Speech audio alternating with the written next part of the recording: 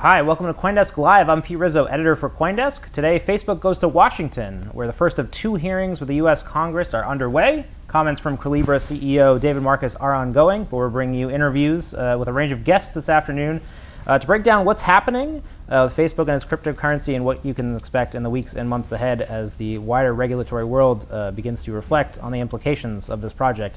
To my right, Mr. Joel Telpner, chair of FinTech and Blockchain Practice Group at Sullivan & Worcester LLP. Joel, welcome. Thank you very much. Great to be here. So I'd like to dive in. I know you've been watching the hearings here and there. A lot of acrimony off the bat Right. for Facebook. What is your take on the overall temperature of the hearings from what you've seen? So nobody's surprised, I think, to when you see some of this being concern and attacks on Facebook itself that really has nothing to do with crypto, has nothing to do with Libra. It's just, Facebook, you've been bad boys, we're concerned about your privacy policies. And so that's not unexpected. To me, the parts of the hearing so far where they've actually been able to get into conversations about Libra and about crypto have been interesting, because on that side of it, you've seen some senators that have been skeptical. But overall, it's been encouraging to hear some of the senators talking about, hey, this is a good thing.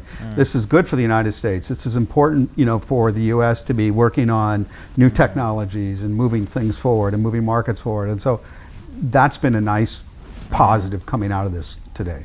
I think there's going to be a lot of focus on the negatives coming out of this, Yeah. especially the negative terminology used around Facebook and Libra. In your perspective, what has been the most meaningful comment that you've heard? Well, so people started to talk about what is this really all about.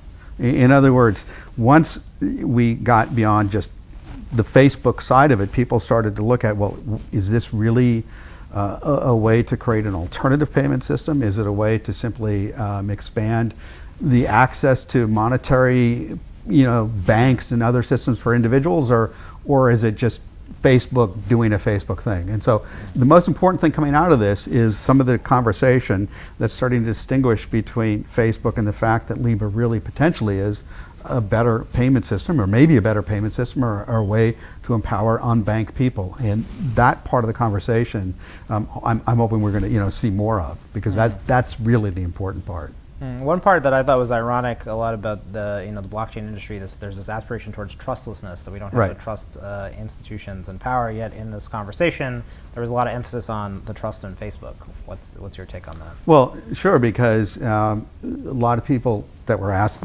talking, they're saying, all right, so what kind of information are you going to gather from this? Who gets that information? What are you going to do with it? How are you going to use it within the Facebook empire? And so Facebook has a bad record with respect to personal data and information. And so there are legitimate questions coming from the Hill about, well, are you creating now a new avenue of all kinds of valuable data for yourself?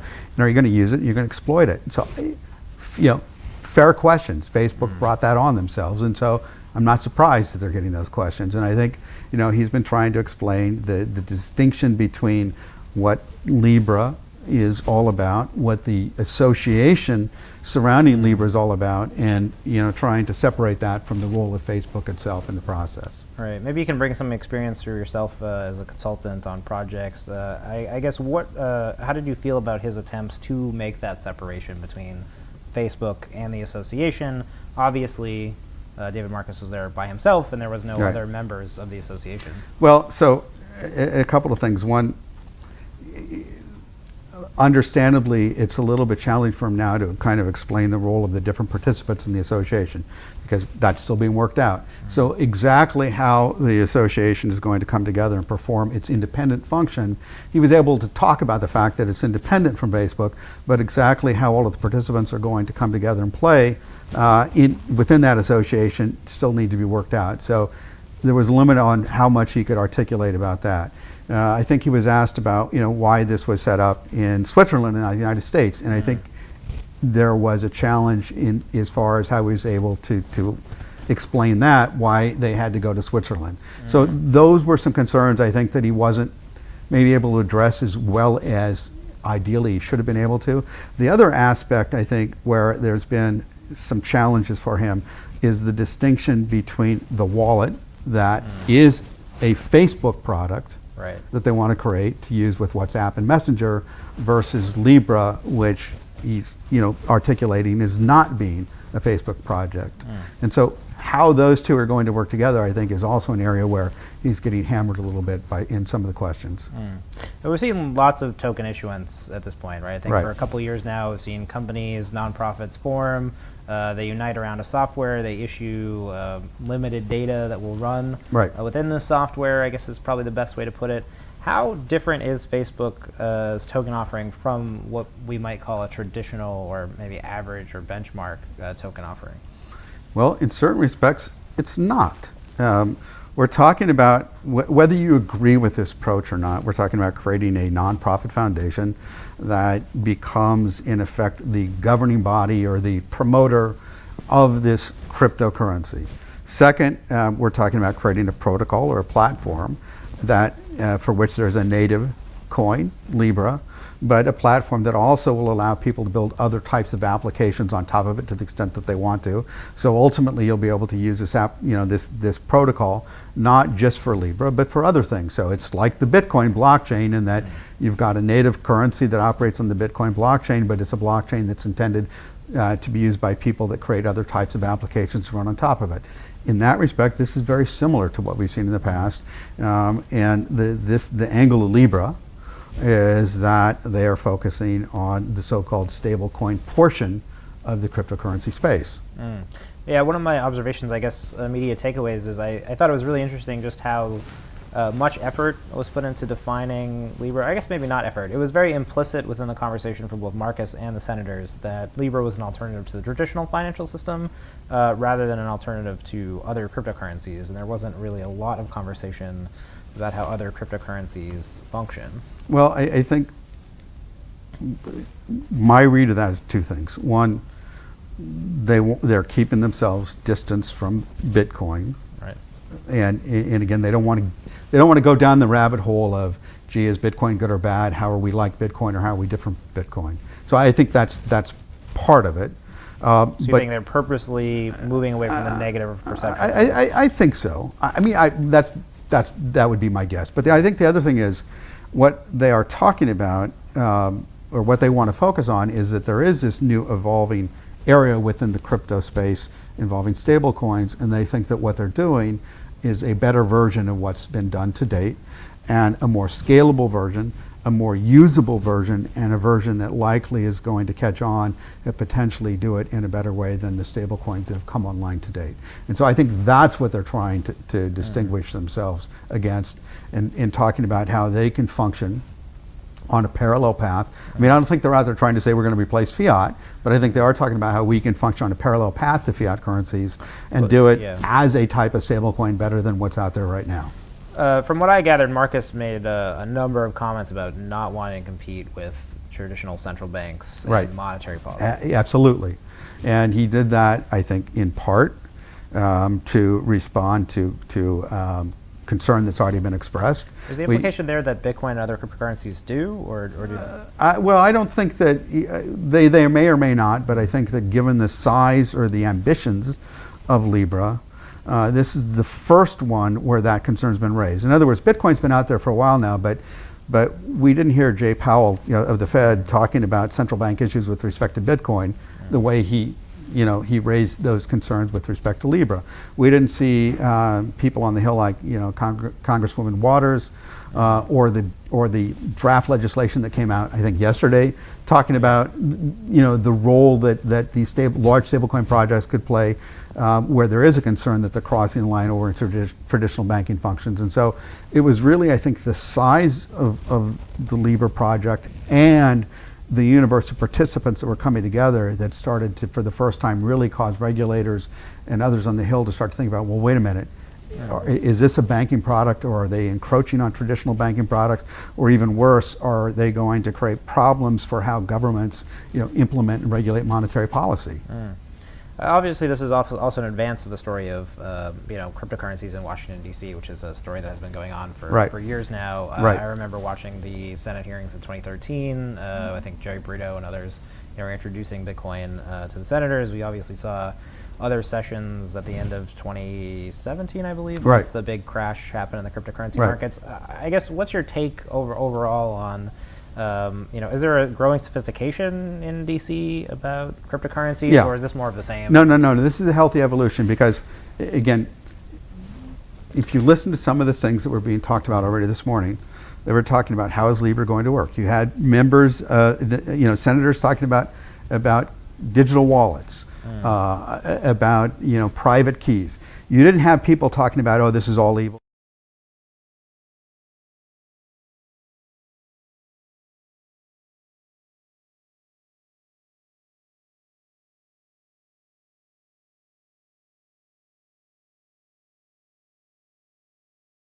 This is a healthy evolution where you've got members of Congress talking about real technology issues, about how we may be moving financial markets forward, about the good things that can be done with a new form.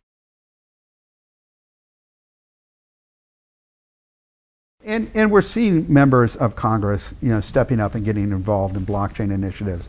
We've got a congressional blockchain caucus now that we didn't have in the past. And so is there still a lot of education that needs to happen? Yeah, a huge amount. But are we way ahead of where we were even a year ago? Yeah, absolutely. It seems like the initial reaction to Facebook's Libra project was very negative from global regulators, and that was almost nearly unanimous in the reaction.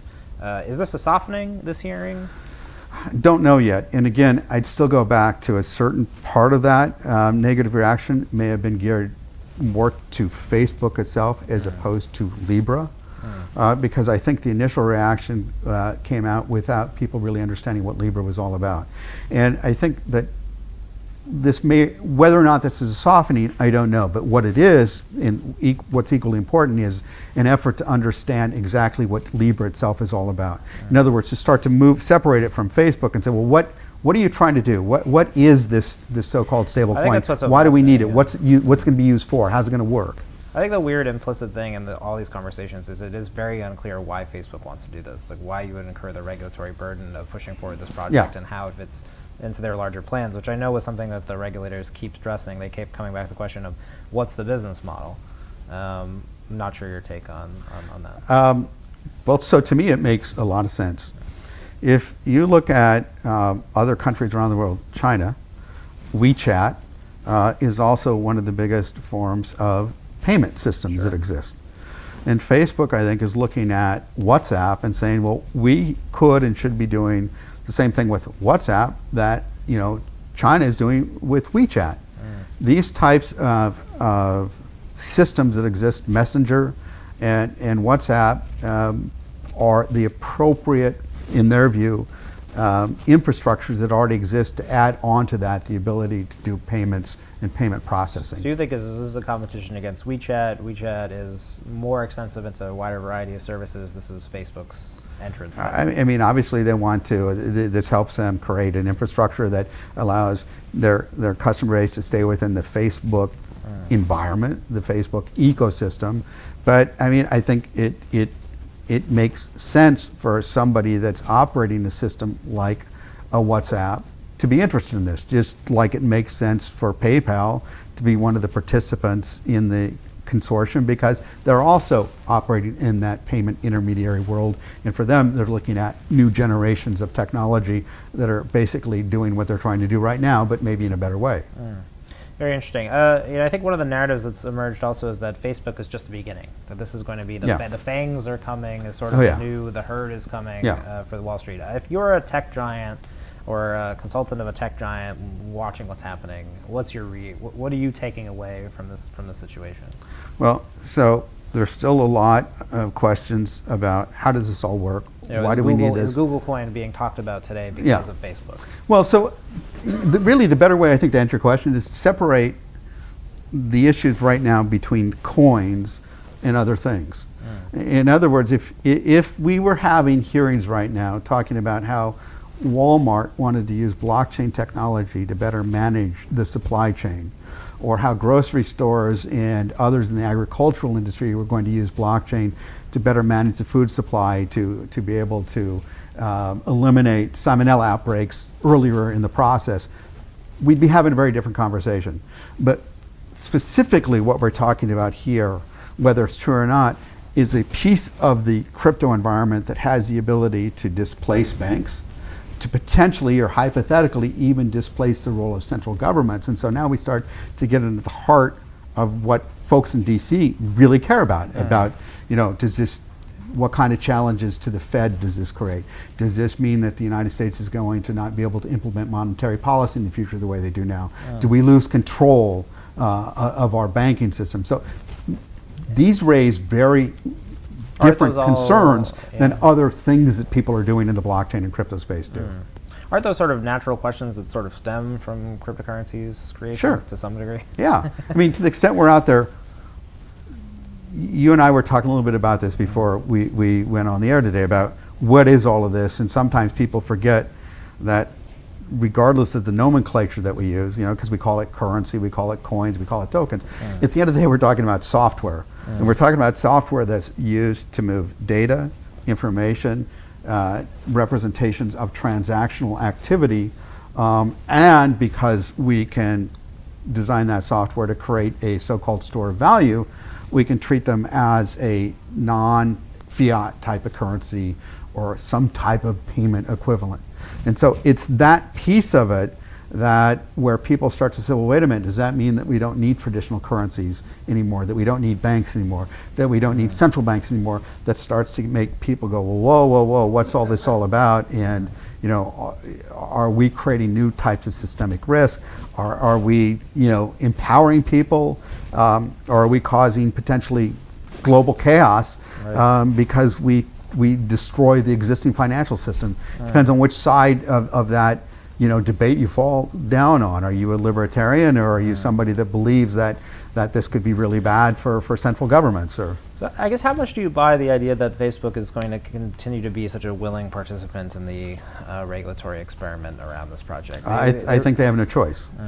I think that if there's any chance of this ultimately going forward, well, let me put it this way, if there's any chance of this going forward and not taking 5 years to get through regulators, not just in the US but globally, they're going to have to really step up, be as open as possible, demonstrate the role of the association, not just Facebook. They're going to have to really step up to indicate what they're going to do to protect consumer data, protect privacy, and what they're going to do to make sure that this project is not creating a new type of systemic risk into global financial systems. If they don't do all of those things, this project will be dead. But why not launch it? As an alternative, if you really are intending to go forward with a project like this, obviously Mark Zuckerberg didn't consult anyone when he launched Facebook, right?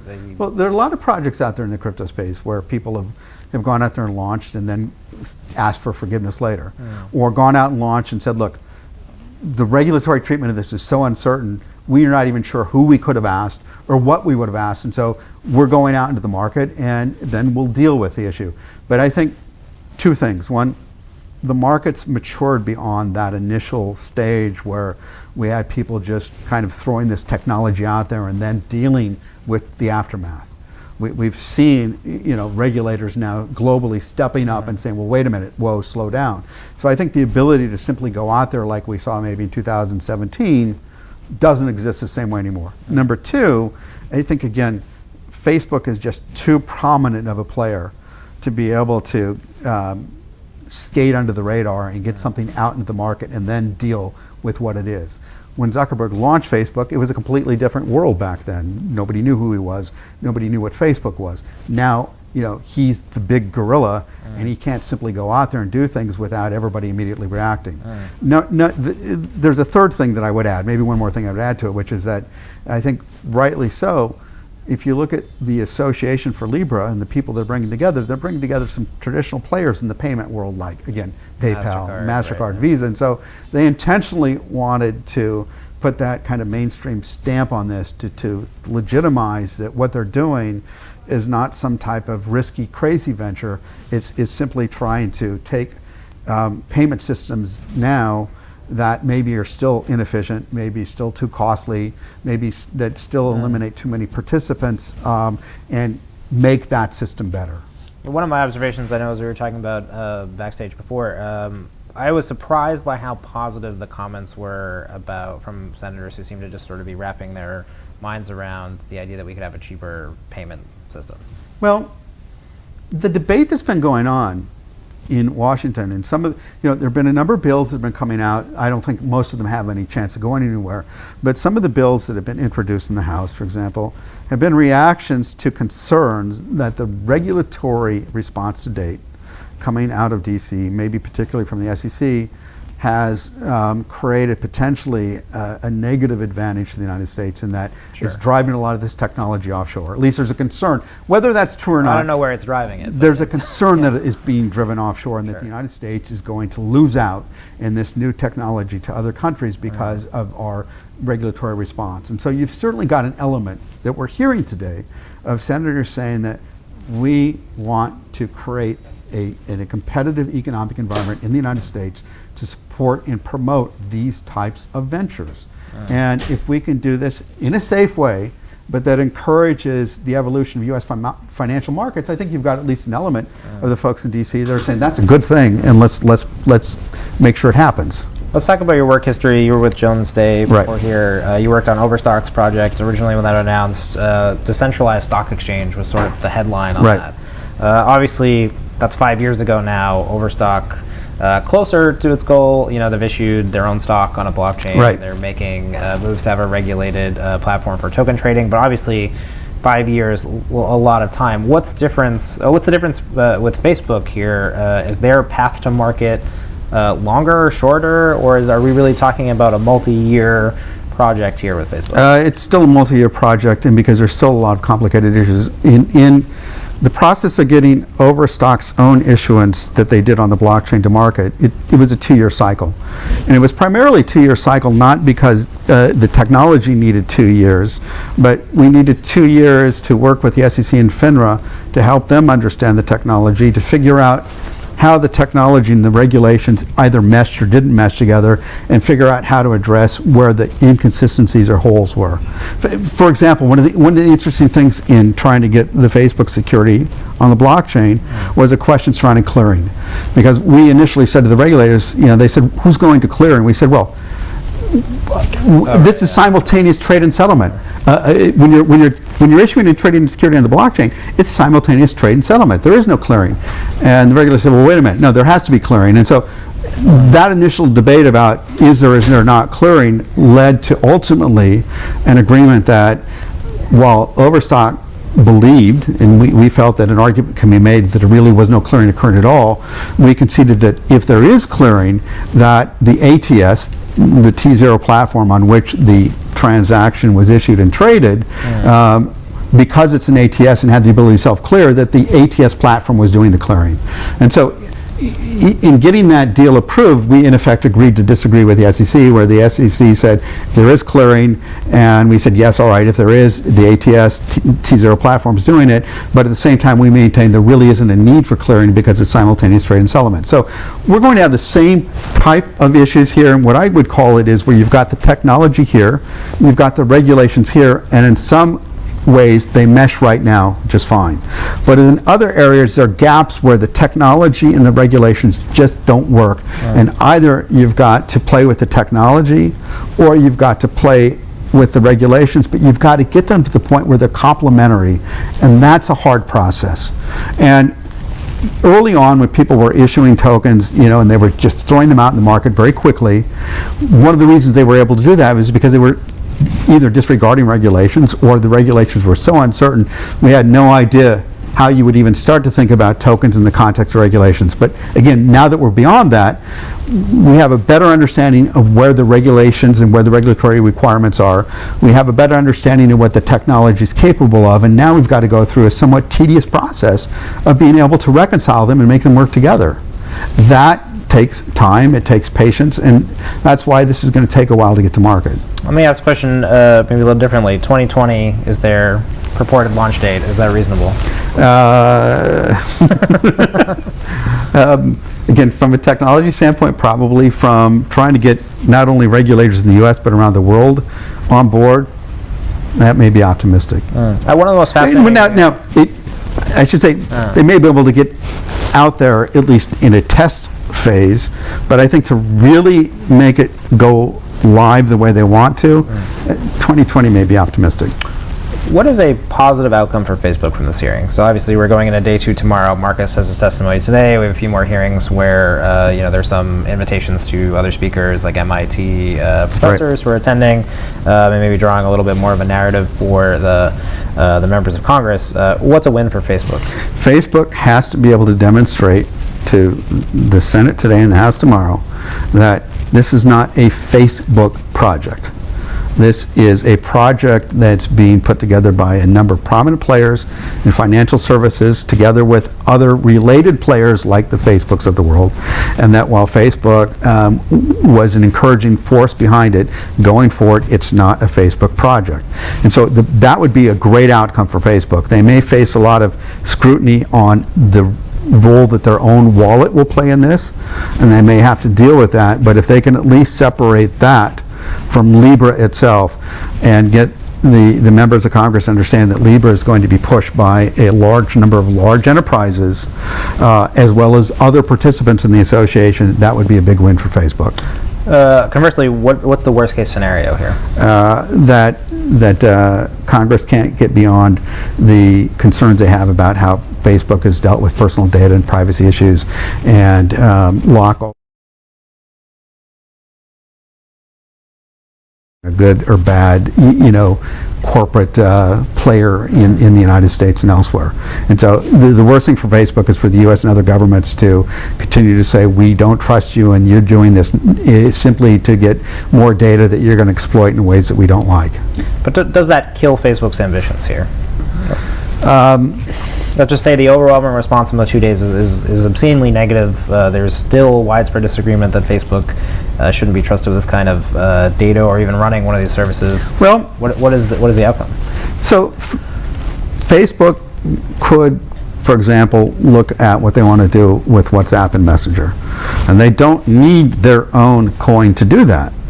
They could certainly turn WhatsApp and Messenger into, again, a payment method that takes elements of Apple Pay, from Google, from WeChat, and start to create the mechanisms to allow crypto payments to flow through without their own coin. So in the worst case scenario, Libra doesn't go forward, but Facebook still works on what they can do with WhatsApp and Messenger. It may not be as advantage, the same advantage for them, but it still would be moving them in a road, I think, where they want to go. And I think if you look at this purely from Facebook's self-interest, I would presume that it's what they want to do, again, with WhatsApp and Messenger that's driving this more than the notion of just simply having a new stable coin for which they're just a member of a rather large association. So as champions of cryptocurrency, people think this is a smart technology that should be adopted, or that there's a way that this moves society and humanity forward. Do we have to be champions of Facebook now? No, we don't. I mean, can we talk just for a second about what this is all about? If you look at something like Apple Pay, I assume you use Apple Pay. Oh, God, it gets to the point. I mean, I don't know. I use credit cards mostly. All right, but I mean, the whole point of whether it's a credit card or Apple Pay, the point is that you're going in and you want to have a seamless financial transaction. At some point, right now, you've got dollars backing that. If we have a cryptocurrency, whatever you want to call it, backing that same payment system, even eventually that crypto gets converted back into a fiat currency. We all start with fiat. We may buy a crypto, and that crypto may be used to facilitate a payment process, and then eventually goes back into fiat. But the point is, it's fundamentally not distinguishable in many respects from using a credit card or using Apple Pay. But if a cryptocurrency payment process is more efficient, if it is cheaper to use eventually, and it allows us to make it more accessible to people that don't have traditional bank accounts, then it's going to get adopted in some way, shape, or form, whether it's Libra or something else. If at the end of the day, using a cryptocurrency is not a better system than using MasterCard or Visa or using Apple Pay, if it can't be scaled the same way, if it starts to add a lot of costs through intermediaries the way we have now, then it may prove to be a fad that passes because it's not a better payment system. If it's not a better payment system, it's not going to get adopted, I think. Wow, it's very counter to my own personal thesis. Okay. I would say I dislike when cryptocurrencies are always compared to the traditional financial system. I don't really think that they have to be defined within that context. They don't? So let me give you an example. I would say that the way a communications giant would have looked at the technology around the internet is they would have said, how do I put phone minutes on the internet, right? How does this benefit my traditional business model? And what you saw was that communications, I think, became a lot more fractional and they became a lot more smaller. So I guess we would agree that like a tweet or a WhatsApp message or a WeChat message is not a phone call, right? There's this idea that we're still communicating, but we're communicating in this wholly different way. So I guess I don't know. I hate to see cryptocurrency to be defined in the the lexicon that we have to describe financial transactions now, because I feel like so there's this way that communication was both defined by the technology that allowed it to occur, and then the nomenclature was defined by that. Right. No, I agree with that. But to use your example, we can do phone calls now. Over the internet. Over the landlines, using our cell phones or over the internet. And the reason we can do them over the internet is because somebody figured out that you could do a phone call, but potentially cheaper, eliminating a lot of the kind of stodgy intermediaries, and give greater number of people access to long distance phone calls through the internet technology. But it's still a phone call. How it's being delivered is very different, but it's phone calls. So if we're talking about at least some aspects of cryptocurrencies, so I guess if you can use that instead of a credit card or instead of Apple Pay, and it's more efficient, or it's easier for to use, or it eliminates some intermediaries, then people are going to do that. But it's still a form of payment, just like a credit card is a form of payment. Just like Apple Pay is a way to consummate payments. I would agree with that. I mean, it is fundamentally a transactional system. Right. I'd say, maybe how I describe it is that you can do calls with the internet, but emoji is not a conversation. Right. We have this ability to now do things that, you can send a picture that is in itself a message over great distances. Right? But now, here's the distinction, though. Because I think there is an important distinction, which is that, again, going back to the notion that at the end of the day we're talking about software, the cool thing about this is that cryptocurrencies, whatever you want to call them, can have multiple characteristics at the same time. So while we can use it as a form of payment, because it can also be a store of value, we can at the same time, for better or worse, treat them as, at least some of them, depending on how they're structured, as investment instruments.